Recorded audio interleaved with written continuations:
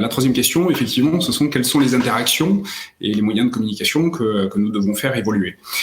Pour répondre à cette question, je crois qu'il est important d'abord de comprendre les 4 impacts qui sont liés à cette transformation de l'unité de temps et d'espace, comme nous le rappelions juste avant. Et ces 4 impacts, ce sont le partage et la sensibilité d'information, les interférences du domicile, la procrastination et le sentiment de solitude.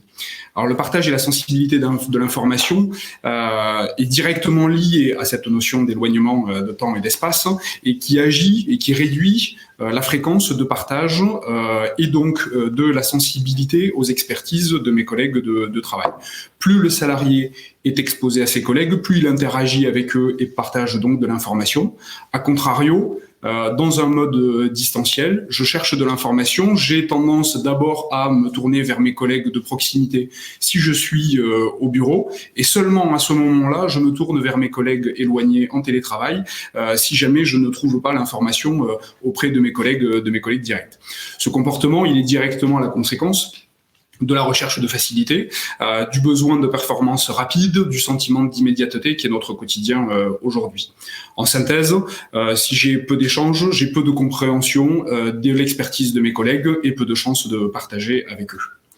L'interférence du domicile. L'interférence du domicile, je crois que tout le monde en 2020 a fait les frais des interférences potentielles du domicile. C'est un cas particulier, on l'a dit tout à l'heure, il n'est pas question d'imaginer que le télétravail en mode cible soit fait dans les mêmes conditions. Néanmoins, les interférences du domicile existeront de manière un peu différente probablement, mais elles existeront.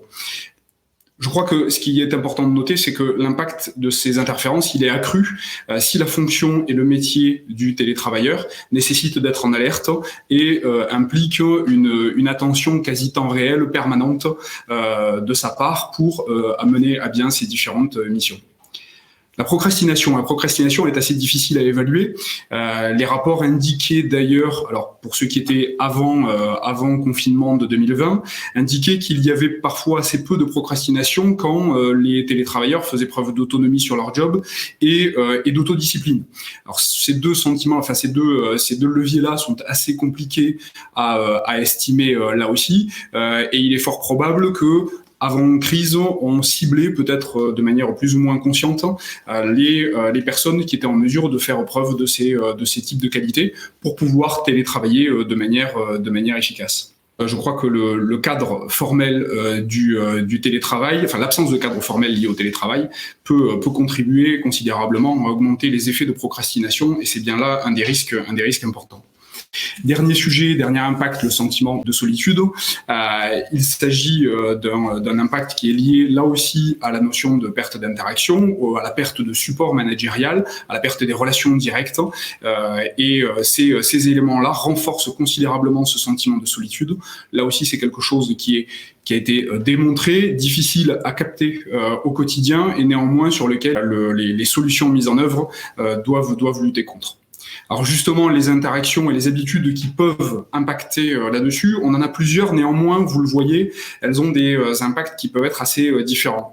Je fais un premier lot avec la charge de travail et les contrôles. En effet, des études ont montré que l'augmentation de la charge de travail, l'augmentation des contrôles avait un effet positif sur certains de ces problèmes évoqués, notamment sur la procrastination.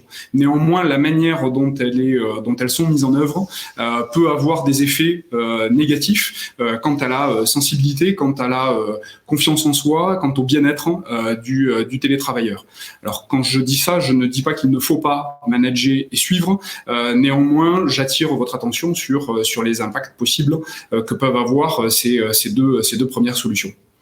En revanche, les solutions typiquement de soutien social, de communication, sont des solutions qui sont extrêmement puissantes et qui ont montré leur capacité à atténuer les impacts que nous avons précédemment cités.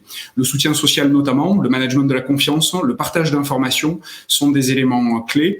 Je rebondis là aussi sur des expériences passées. Nous avons mené des études et des diagnostics dans de nombreuses missions d'organisation, que ce soit sur des sujets de télétravail ou même en amont.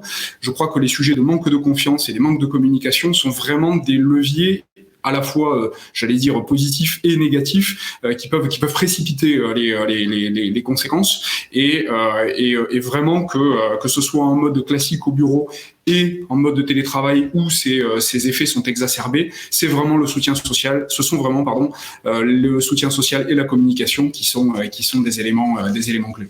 Alors tout ça nous amène à la question suivante, assez naturelle.